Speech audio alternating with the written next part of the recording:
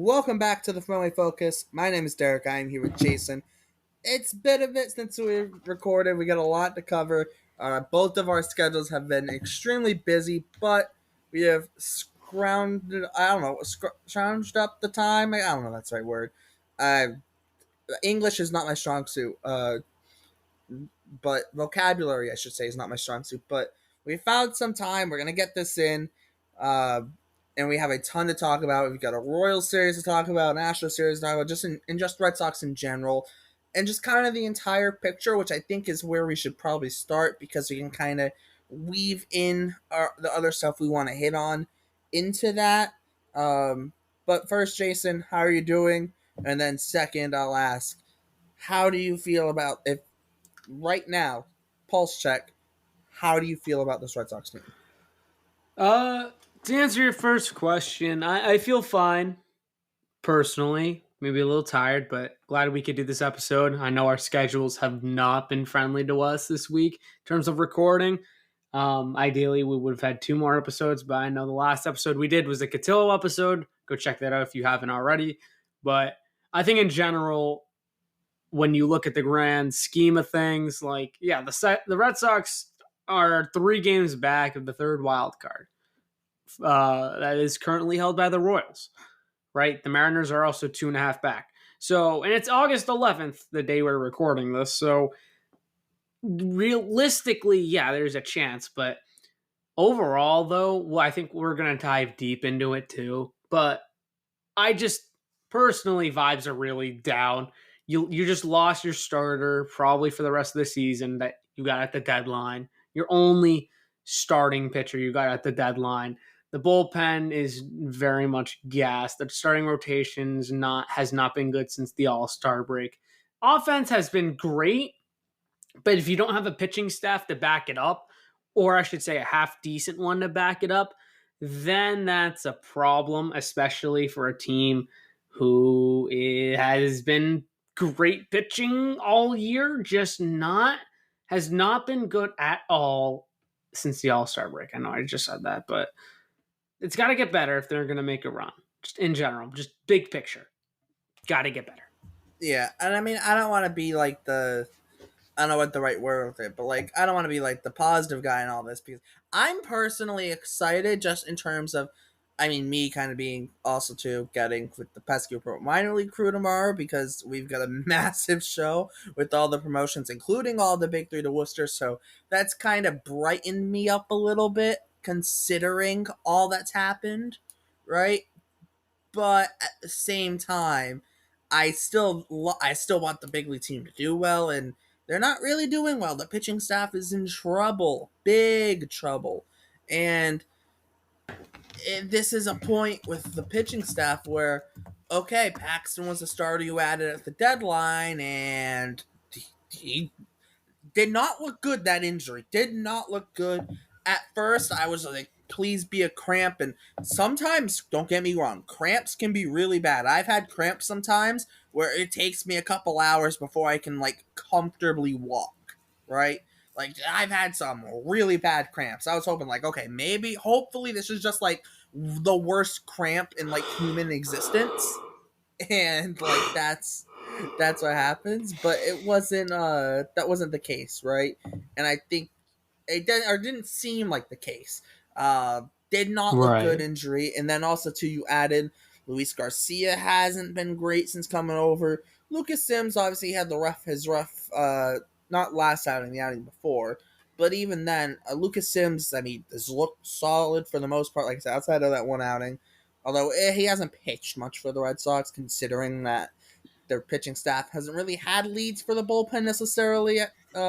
But overall, yeah, it's concerning because I mean, Danny Jansen's been great, but like I said, it's a Red Sox team where there's some serious question marks, especially with the pitching staff, and especially with the starting rotation. Hauk has struggled a little bit as of late, which isn't necessarily super shocking considering I mean, the guy's thrown a ton of innings. Uh, you look at how can you look at his career. He's already thrown 140 innings this year. The most he had thrown in any year was The 106 he threw last year. This year he started 23 games. That surpassed his career high of 21 from last year, right? So he's obviously, he's slowing down a little bit, right? He's still been like overall, like he hasn't been terrible, but it's been a little bit rougher. Nick Pivetta has been Nick Pivetta, the Nick Pivetta that we all know and either love or hate, where he's has an amazing start and then he struggles and then he's amazing and then he struggles and then maybe he struggles again but not as bad. He's kind of mid, right? Like we're getting it's the Nick Pivetta that's just a mixed bag. And any day you could get he could look like a top 5 pitcher in baseball and he could look like one of the 5 worst pitchers in baseball. I mean, Cutter Crawford has passed his the most innings he's ever had in a season. He's at 132 and 2/3 innings, passes the 129 and a third he threw last year. 24 starts this year, passes 23 starts he made last year. And so, like, there's concerns there, and he's starting to slow down. Brian Bayo had a really, really rough, few start stretch there. He's been better as of late, but it hasn't been amazing by any means. And I mean, congrats to Bayo on the paternity list. So I assume that means him and his significant other are having a child. So congrats to them. But Bayo has had his share of struggles this season, obviously, um, and that I mean, and that hurts. I mean, outside of the in his last few starts, outside of what the Oakland start, since the calendars turned to July, 6 and 2/3 against Miami, only 1 earned. Obviously, he had the Oakland start. Then 6 1/3 against Kansas City, 3 earned, 6 innings, 3 earned against the Dodgers, 5 innings, 3 earned against the Yankees, 2 earned. It hasn't been that bad as of late for Bayo, basically, right? But it's still with what the pitching staff is going through right now, just 5 innings and 3 isn't necessarily enough, right? And it sucks to say because typically, if I get a consistent 5 innings, 3 runs, it's not the greatest long term. But if you can give me 5, 6 innings, 3 runs every time out, you're giving your team a chance to win every time out. Is it going to end up in the greatest ERA? No, right? Because even 6 innings, 3 runs is still 450, right? But you're Yeah, giving your team a chance to win. The issue is the Red Sox, even if Bayo or whoever it is gives them a chance to win, you got guys who coming out of the bullpen who have struggled or whatever the reason is, and then the runs are getting given up then if the starter hasn't already taken you out of the game. it's just been a rough month and a half, or even just month. It's been a rough month for Red Sox pitchers, right? Uh, I have the numbers right here. Nick Pivetta, 5.40 ERA since the All Star break. Bayo, 4.45, which is better than his previous numbers. But like you said, he had a start where he did not look great recently. Cutter Crawford, 7.71 ERA. Tanner Houck, 5.48. So all these numbers, is it regression in the mean? Maybe a little bit. But I mean, guys like Cutter never in his professional career have never thrown this many innings. However, like, yeah, I know he's not. Cora says he's not fatigued, but I got to imagine like it's his first time pitching this much. So I don't know. Take that however you like to. Bayo is interesting. Like I said, he technically those are better stats than he's been posting this season. So I don't know.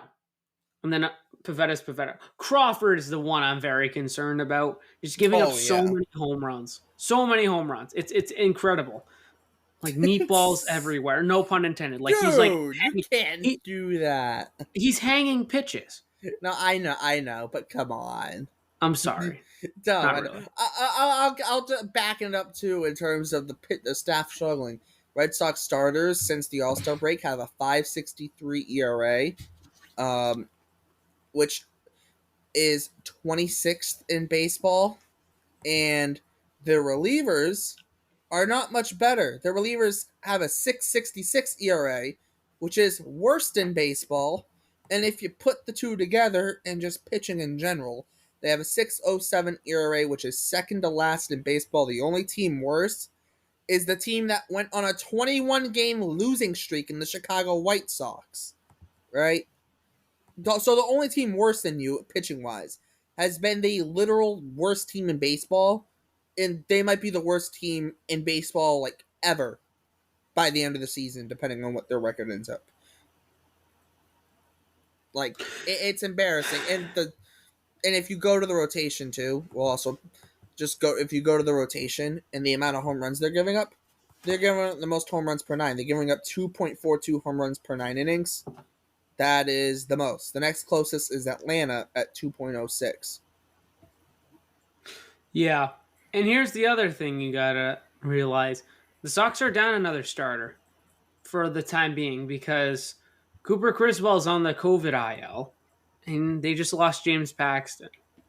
Mm-hmm. Probably for the whole season. Like, it was announced it was a calf strain. That takes at least a month, and he's old.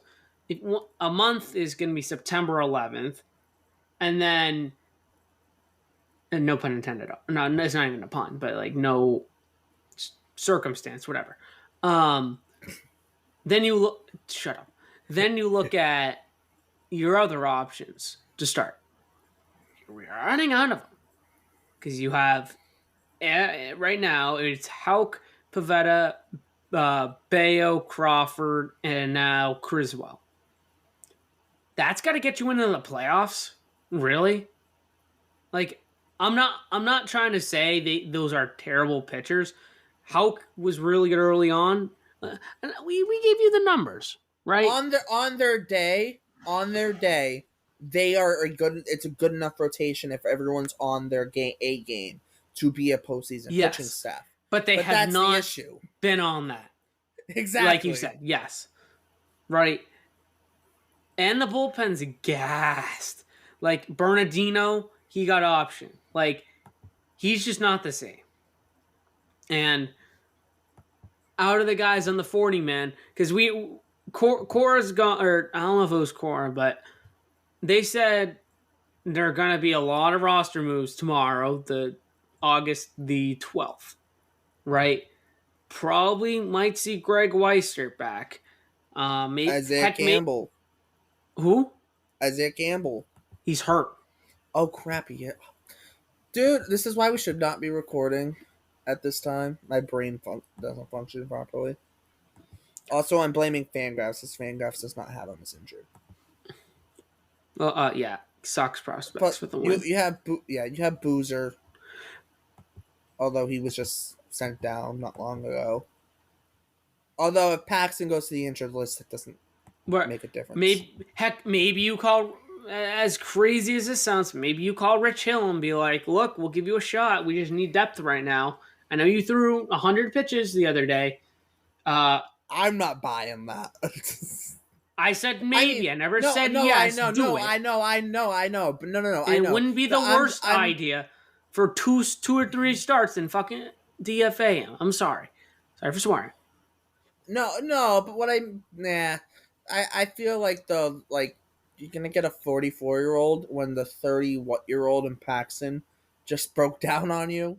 Yeah, it doesn't feel. You're not even asking a lot. I'm just saying the time being. You weren't asking a lot out of Paxton. You were just asking him to be a decent starter and to not blow his arm out, which he did both of those things. The issue was he blew his leg out, not his arm, right?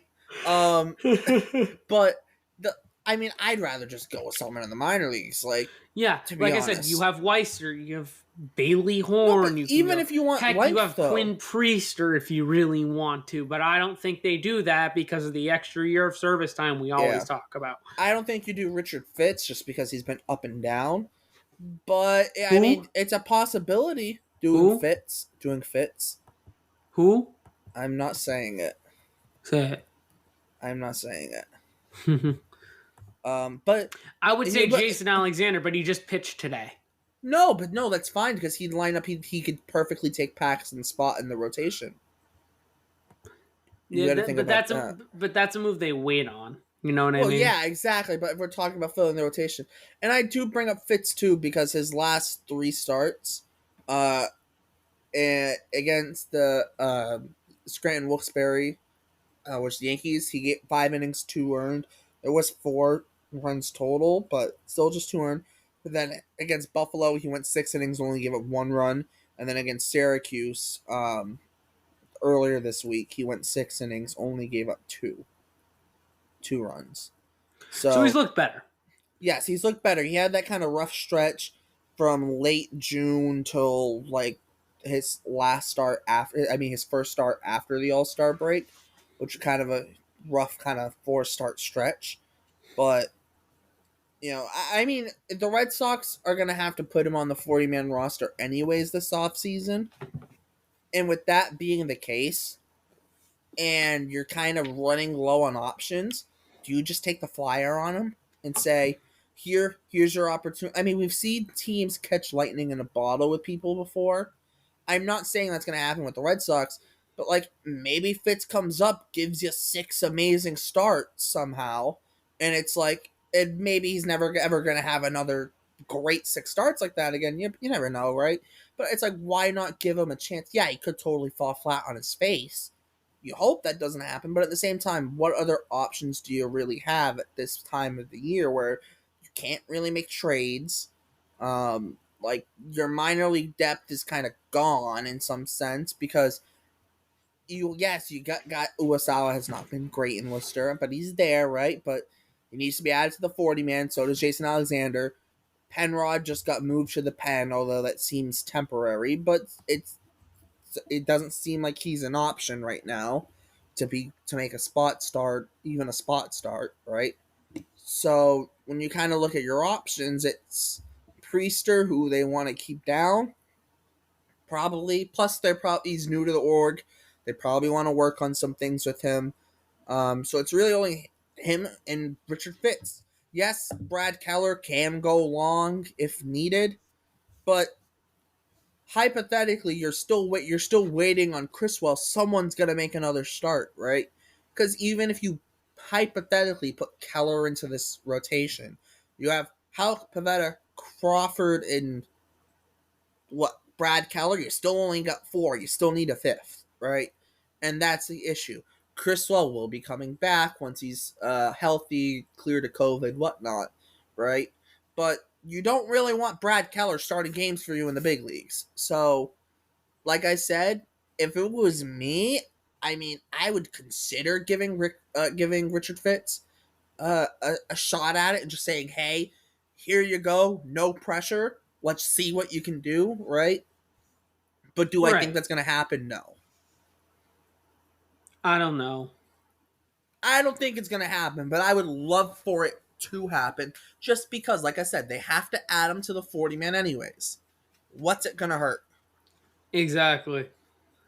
The only thing it hurts is like more payroll, but who gives a It's league f? minimum, though. It's league minimum for Right. anyone Yeah. else they call up. Right. Yeah. Yeah. I agree. They Jason Alexander could make sense because you need more room for promotions, like a Hunter Dobbins, for example. He's going to be promoted soon. Maybe Jason Alexander's the guy they move up, then DFA, then release him. Because remember, like Jason Alexander was, you said it before. He's the depth at the depth, right? Yes. But the real issue with Alexander is, as much as he's been depth and he's pitching a lot this year, He's not the good. real issue with him is, yeah, he's pitched a lot, thrown a lot of innings, so he's got a 4.79 ERA in AAA, right? How much does that, And in his last few starts, he gave up 6 and 3 1/3, 4 and 3, and 4 and 5. At least Yeah. Fitz has been better as of late, right? So you kind of run into that issue. I mean, Yeah. it's like that's the thing.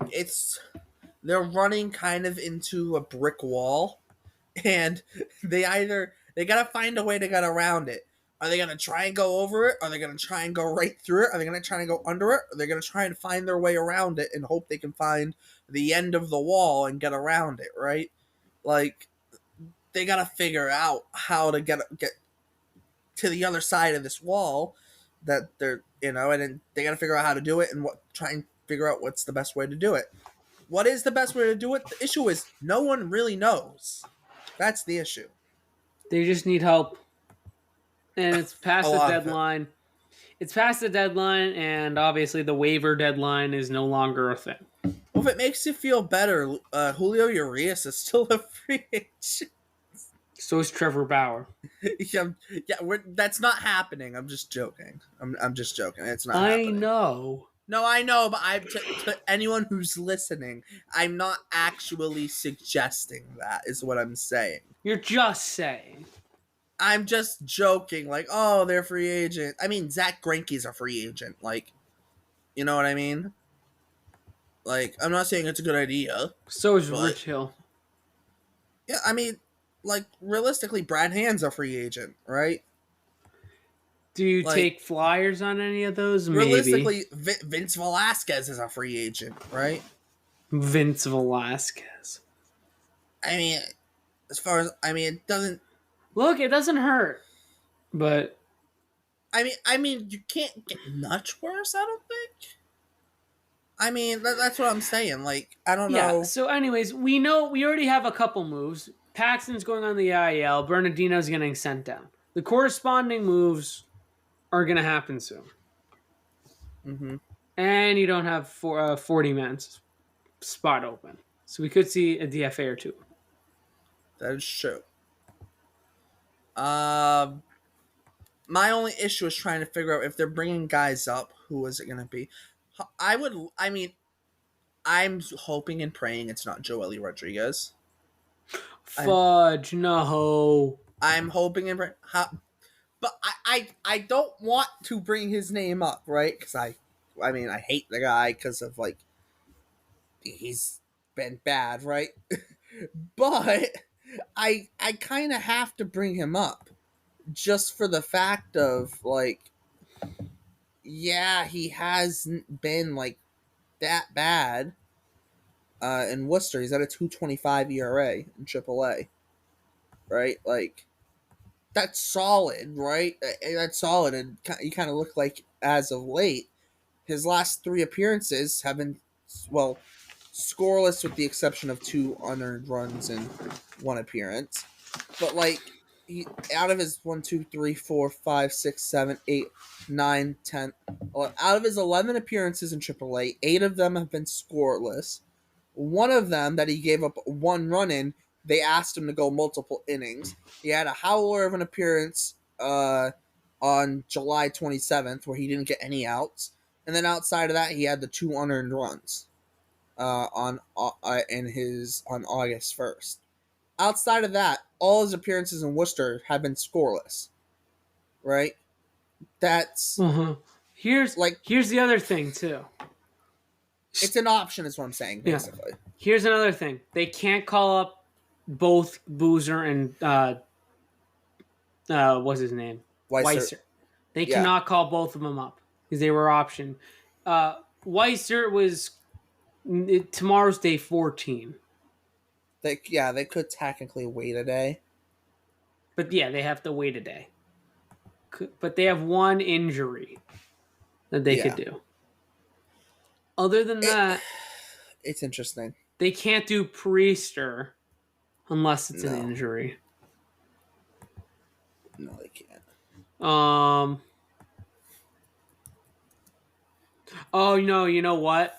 They're gonna activate Bayo from paternity. Oh yeah. So that's one of the moves. So I'd assume that's 100% for Bernardino. Yes. Yeah. Because then and then they just bring up Paxton one of the allows rules, you to call whomever you want. But the issue is then, do they want to do someone else?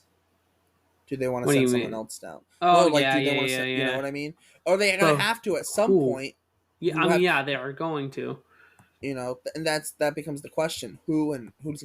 Because even with Bayo coming back on Monday, it still doesn't solve your issues, because you bring Bayo back, you have Houck, Pivetta, Bayo, Crawford, and then you still need another starter. And I don't think they want it to be Brad Keller. Let's be honest. Yeah, you're gonna get Chris Well back and whatnot, but Like, what do you really want to have another bullpen game? Is what I'm saying, basically.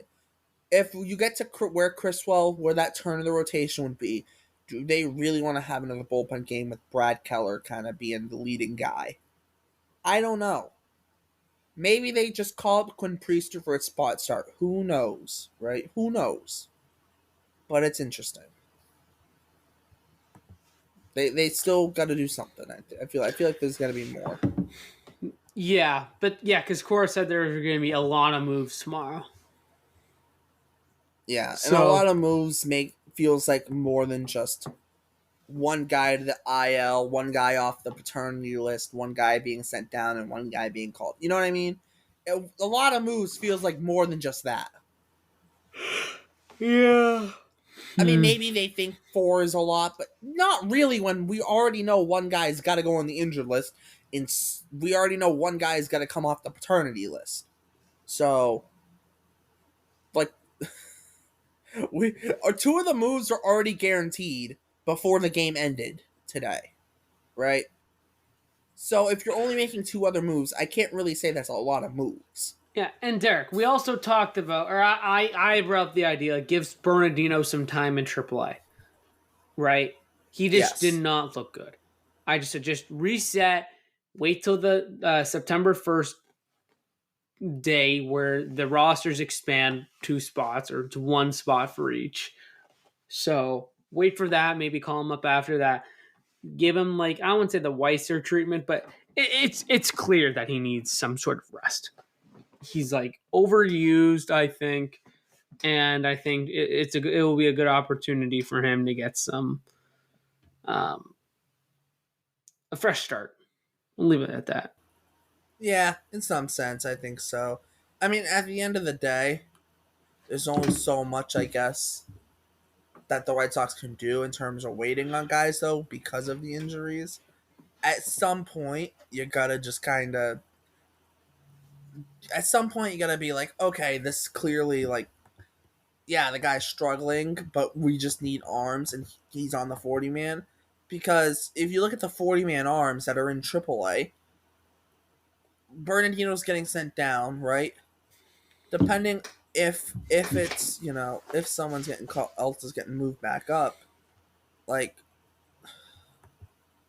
that's the thing. Who is it gonna be? Like that's my issue. You And know? how is the 40-man spot going to be created? Yeah, because as of right now, um, yeah, because Boozer got recalled, um, with with Keller when Bayo and Criswell went on a The paternity Boozer list with was for COVID. yeah, Boozer, yeah. Yeah, but no, what I'm saying is, so Boozer's already back up, and now you have so now your only options on the 40 man in terms of relievers are Bailey Horn and Greg Weissert. If Bernardino's going down, maybe it's Bailey Horn coming up back up, but like you're choosing between Bailey Horn and Greg Weissert. Like your options are not great. You know what I mean? Yeah. Like, and I know Bernardino hasn't been great either. So you're kind of just choosing between what's been the best out of what's not been good in any scenario. And I'm not saying Bernardino doesn't need to be reset. I think he needs a little bit of a reset, and going to AAA might help with that. But I mean, like I said, unless it's like a Joelly out of nowhere, or someone else out of nowhere, like which I don't even know who it could be. The only person I could think of is like Luis Guerrero, and that would be so out of left field because he hasn't had the greatest year in AAA. It's been kind of like he has a couple good appearances, then he gets a bad appearance. He'll go on a little bit of a run, then he has a couple bad appearances here and there. Kind of have a little bit of a worse stretch. He'll have like three bad appearances in like 6 games. Then he'll be good. Then a couple bad games will creep in. There hasn't been like a consistent run of like great outings for Guerrero this year, which has kind of been the problem for him. He hasn't gotten on like a run of really good outings back to back to back to back to back to back, right? Um, it'll be like, yeah, he might have four scoreless outings, but in maybe one or two of those outings, there's some struggles. with walks or whatnot, and then he'll give up 2 runs in an outing, right? And then he'll have a couple scoreless outings, then he'll give up another 2 runs. That's kind of been the issue. It's But going to it be would be interesting to see what they do. It really is. yes, yeah, oh yeah, absolutely. And I think that's the thing. It's like it's not like they got a guy in AAA where it's like this is an obvious call up. It's Would I not, love would I and love to it's see a Luis and it's Guerrero? Yes, scary because it's not even 2 weeks after the trade deadline, and you're worrying about depth. That's like, not great. yeah, but there's not much more the Red Sox could have done in terms of depth because you only got Right. so many 40-man spots, and that's the other issue. You can't have 50 guys on a 40-man roster, unfortunately. Hence the term 40-man roster. Yeah, no, but you know what I mean, But though, they and are that's getting guys from injury coming back. oh They're yeah, getting Slayton back. They're gonna get hopefully, hopefully Hendricks back soon. I don't know yes. when that is. Um, It would be great if Brian Mata could be healthy. It's at least a fresh arm, but I ugh, love that guy, but he just can't stay healthy. You know it as much as I do. He just cannot stay healthy. nope. I love him, and I think the world of him if he's on. I think the world of him, but like, oh my god, it's almost sad. It's not like I can't. I'm not even upset about it anymore. It's almost sad that he can't stay healthy. But no, there's a Remember when lot. Devers was out for like 10 games in a row and they didn't put him on the IL? Oh my god, don't remind me. Oh, that was horrific. I But agree. you look at this bullpen though now, and it's Jansen, Martin in the back end. You kind of have Sims, who's kind of back end, but probably will be more sixth, seventh inning. If it's more like fifth or sixth, more like sixth inning if everyone's healthy. Because when Hendricks and Slayton come back, you're kind of Slayton will go back into that setup mix with Martin, and Hendricks will kind of float around that setup mix. You would think, if he's good to go. Which if he's 100%, he'll be in that setup mix. Sims is probably a bit below them. But like that's what everyone healthy. Like you gotta get everyone healthy. That's the issue. In a perfect world, yeah. This is not a perfect world, No, it's unfortunately. We're not. not in La It's La not. Land. You can't play MLB the Show with injuries off in real life. That's not how it works. I wish it That's was the how it beauty. works. Unfortunately, that's the beauty of baseball. Well, yeah, but well, Because yeah, I mean, because we don't get to have conversations like these that are like full blown and like deep and not like full of knowledge, no, I right? know. No, well, I mean, in some sense, I mean, but I mean more on like the injury side of things. Like, I wish everyone could never. I wish the guy like no one would ever get injured, right? It'd be amazing. Mike Trout never gets injured. Think of the numbers he'd have over the Think last of few how years. many freaking World Series the Rays would win. To actually, legitimately, they'd have won one by now. Yeah, That pitching staff is so insane if you look at it. If everyone's healthy, the last few years and this year even. Like, oh my god! But I don't want to get too sidetracked because that Rays pitching staff is like the anyways. stuff of my dreams. But I want to kind of say though too with like that's the whole like issue with saying too at the time, and we've said it too. But like that's part of the issue of saying, oh, when guys get healthy, you can't just bank on this guy's gonna get healthy because Slayton was supposed to be back before Chris Martin, and Chris Martin's back. Well, where's Slayton? Oh yeah, he had a setback, right? So you can't just bank on guys becoming healthy. Yes, they went out and got bullpen help. They got 2 guys. Realistically, they weren't going to get 7 guys for their bullpen, right? 2 guys is probably the most likely thing, right? And that's what they did.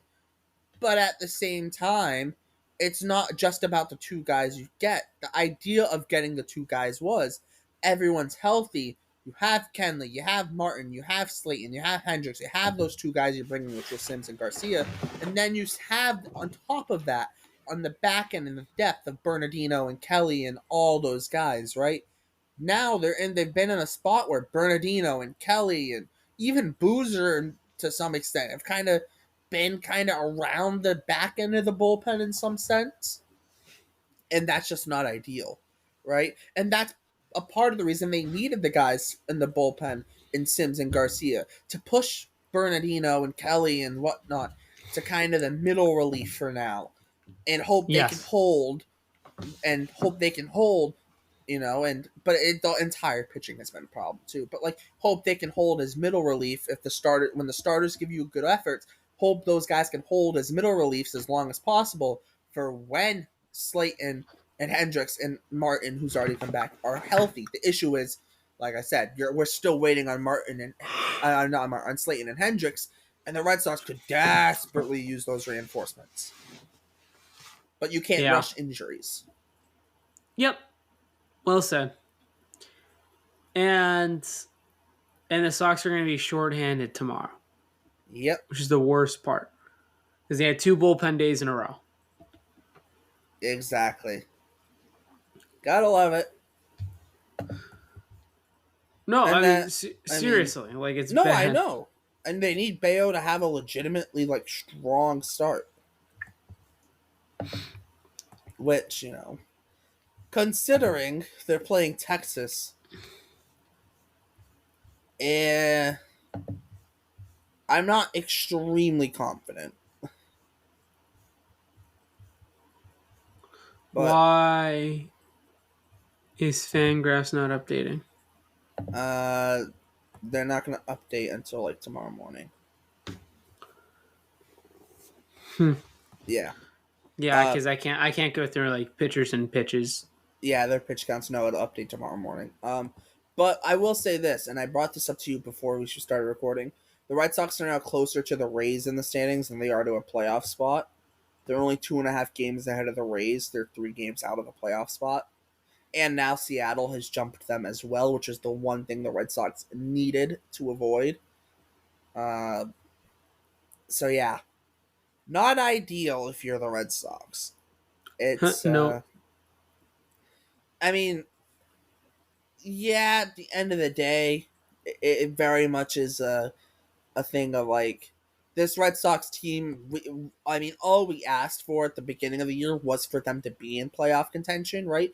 And they are. And I think some people maybe have gotten a little greedy about that. And now that they're in playoff contention, they've kind of gone to like playoff or bust mode, where if this team doesn't make the playoffs, it'll be a failure, which that's not true at all, right? You can be upset, you can be sad that they didn't make the playoffs, upset that they didn't make the playoffs, but it's still objectively the season has not been a failure, right? it's Um, not been a failure. Will it be disappointing? Yes. yeah, but it's not a failure, right? It's not a failure. No. And But there's been a again, lot. it's early. It's early to have that conversation. No, I know, but I'm just bringing that up in the sense of like, let's not like get too down on this team though. Like this team has shown it can go on a run before.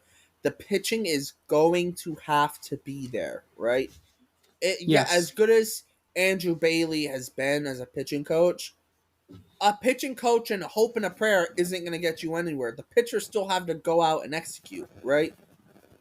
You could tell correct. the pitcher this batter cannot hit this ball in this part of the strike zone. You throw this pitch there, and he will never hit it. And that might be true. But if the pitcher can't throw that pitch there, what does it mean? It doesn't mean anything, right? And I think that's kind of the thing. The pitching needs to. It doesn't matter how good the coaches are, doesn't matter how good anything is. If the players don't go out there and perform, you're not going to win baseball games. And let's be honest, since the All Star break, the players have not performed at the level a playoff team needs to be a playoff team. Correct. They need to mature. If they make the dance, they'll make it far. They just gotta make it. That's the biggest thing. 3 games is not a lot, but it is a lot. It's a paradox, but it isn't a lot because it's baseball. Anything can change. But it is a lot because you're chasing other teams and you're getting injuries and your bullpen's gassed and you have one of the worst pitching staffs and the offense is really good, but it means nothing if you can't pitch. But more And importantly, they're on a slide. Yes, they lost four in a row. They got swept by Houston. I think that's also the elephant in the room. Yep. We haven't really talked about that, but we don't really need to talk about that. A lot of the first two games were winnable games, but she didn't win those games. Hmm. The Red Sox haven't been Houston at Fenway Park since 2022. The second time in franchise history, I think the Astros have swept the Sox at Fenway. You want to correct that? I'm not sure. Because I I remember was look. wasn't last year the first time the Astros swept the Red Sox at Fenway? I don't. You're gonna ask the person with a terrible memory that question. I don't know. Uh, Maybe you knew that on the top of um, your head. I'm not sure. no, That's why I asked. no, I'm messing with you. No, I was actually looking at Are something you? No, else. you're not. You're not messing with it. Whatever. No, I am because the Red Sox this season. You know how many games they've lost to teams under 500? Well, less than to teams above. They've lost. Okay, they're 29-41 against teams above 500. 29-41. Why is that significant? Against teams under 500, so against teams over 500, they're 29-41. Against teams under 500, they're 32-14. They're doing their job against the bad teams, but losing to the good teams. Exactly, which shows kind of where the Red Sox are in some sense, and that puts the At Red least Sox if it's exactly reversed, where I'd they be a were. little bit nervous. Yeah, but like no, but it shows that, and based on that, the Red Sox are exactly where they probably should be, right? They're not good enough to beat the good teams, right? But they're too good to. It's like a team who's like a 6 seed in the NBA or a 7 seed in the NBA or even an 8 seed or whatnot, where they're too Play-in good. team. Yeah, like they're too good to. They're gonna beat the bad teams in the league, the teams that suck, the teams that aren't making the playoffs or the play-in. They're gonna beat those teams, but they're not gonna beat the 1 seed. In the like, look at throughout the regular season, they're not gonna, yeah, you're not gonna go the 7 seed and the year the Warriors went 73-9. Yeah, they weren't beating that Warriors team, no chance, right? But they were probably gonna beat the whoever the worst team in the league was, Yeah. pretty And you know handedly. what's crazy too? So the Red Sox right now are 61-55. Last year through 116 games, you know what the Red Sox record was? Don't tell me it's 61. 61-55. Gross. But it's funny because the perception of this year's team is so much different. And I It think that's. last year's team was so much different than this year's team. No, oh, it absolutely was. Don't get me wrong, but it's kind of funny in some Yeah, sense. but It's two totally different teams. That, like, absolutely. It's. Like I said, I mean, it's interesting. I think the other thing, too, that this Red Sox team has that the good Red Sox teams don't do. The Red Sox are winning on the road. They don't win at home. They're 27-31 at home. If you are a good Red Sox team, a staple of your team is winning at home, and they haven't done that. I yep, think that's. I mean, to be fair, like the 2018 team was a wagon. Didn't matter where they played, but that team won at home, right? Even the 2017 team won at home. Heck, we'll even go to the 2021 team, right? They won at home, the right? 2019 team was so bad at home. They were such a road team that year. Oh, that the 2019 team were under 500 at home. That's almost like this year's team, right? They were Yeah, over 500 on the road and under 500 at home. You go to the 2016 team, which won the division. They won at home, right? The 2013 team, that Red Sox team, what did they do? They won at home, right? They'll all like the 2018, 17, 16, 13 teams. They won at home. Did they win on the road? Yeah, but they weren't that much over 500 on the road. But they won at home, and I think that was the big thing. As much as people, you look back, go even further, the 2011 team, which I know had their downfalls late in the season, but they still won 90 games. They mostly won at home. Now, that year they were even record home and road, but still, right? So, I just think it's like all the good Red Sox teams, heck, you can even go back to 2007, that '07 team. What did they do? They won at home, right? yeah, whatever. Like, every good Red Sox team has won at home. And I think that's the difference between a good Red Sox team and a great Red Sox team. I think this is a good Red Sox team. A great Red Sox team wins at home, right? Regardless of who they're playing, in some sense. Yeah. You play at Fenway, and it doesn't matter if you're playing Houston or Baltimore or the Yankees or the Dodgers, or it doesn't matter who. You at least it's at least a competitive series, right?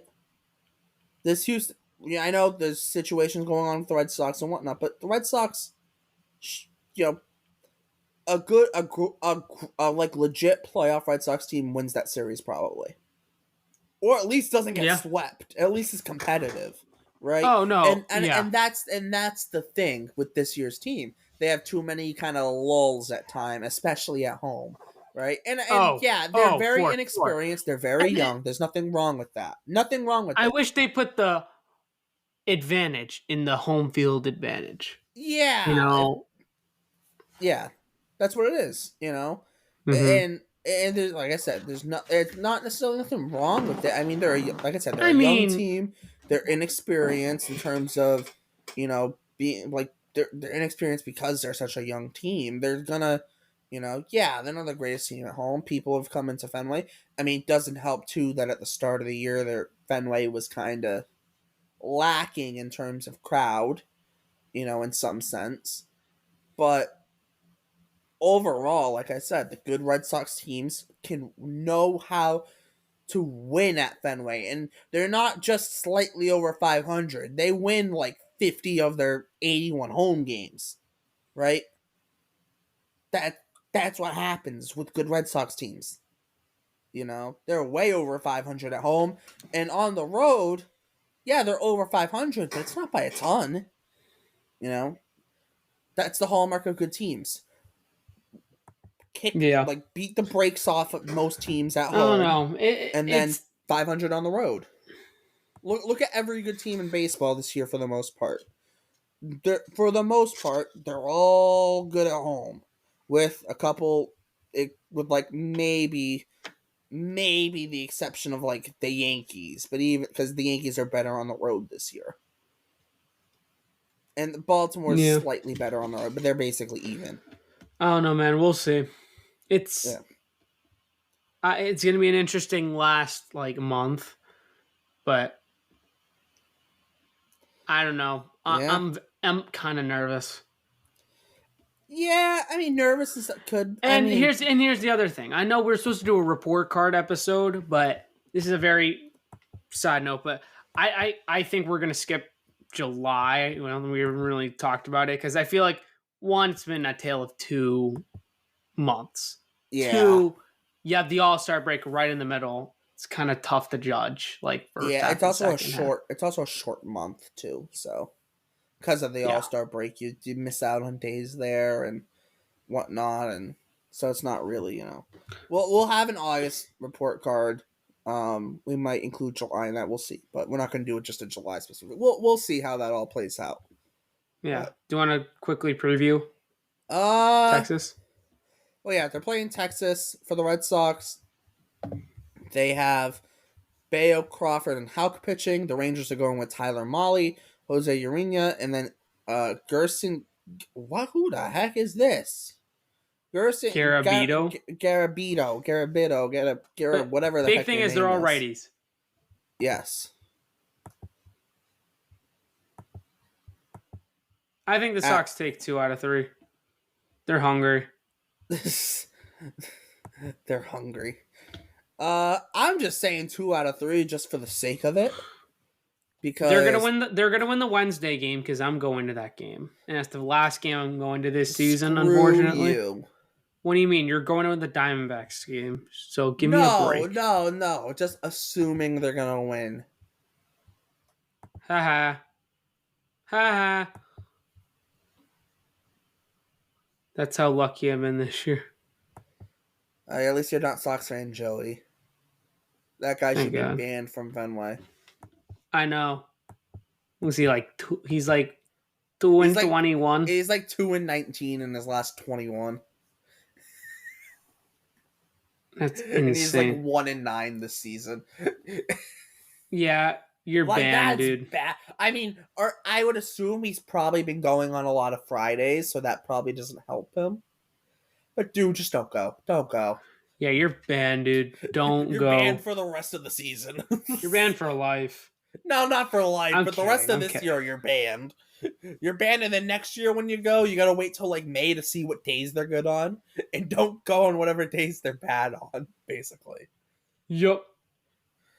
So, like I said, the win, the win on Wednesday, and I'll take Bayo for the win. I just have a bad feeling for Crawford again.